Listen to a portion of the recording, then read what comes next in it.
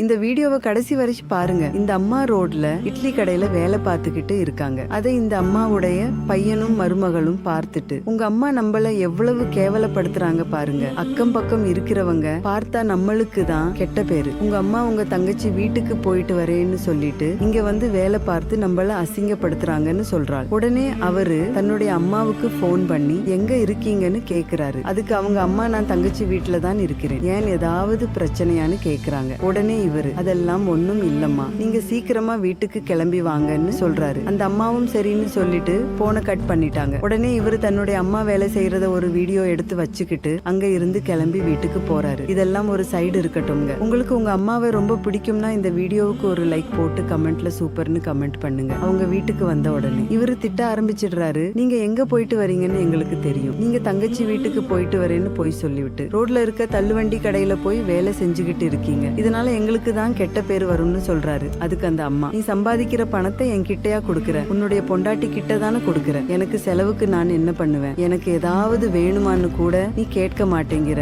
இப்ப வர நான் புது சீலை கூட எடுத்துக்காம பழைய சீலையை தான் கட்டிக்கிட்டு இருக்கிறேன், வெளியில ஒரு ஃபங்க்ஷனுக்கு கூட என்னால போக முடியல, எத்தனை நாள் நான் இப்படியே வாழ்றது, அதனாலதான் நான் வேலைக்கு போறேன்னு சொல்றாங்க. உடனே இவரு தன்னுடைய தப்பெல்லாம் உணர்ந்து, என்ன மன்னிச்சிருங்க அம்மா, நான் உங்களை கண்டுக்காமலே விட்டுட்டேன், இனிமே நான் இந்த மாதிரி எந்த ஒரு தப்பும் பண்ண மாட்டேன், இனிமே உங்களுக்கு என்ன வேணாலும் என்கிட்ட கேளுங்க, நான் சம்பாதிக்கிறதே உங்களுக்காக தான் சொல்றாரு. நீங்களும் உங்க அம்மாவையும் அப்பாவையும் கடைசி காலம் வரை கைவிடா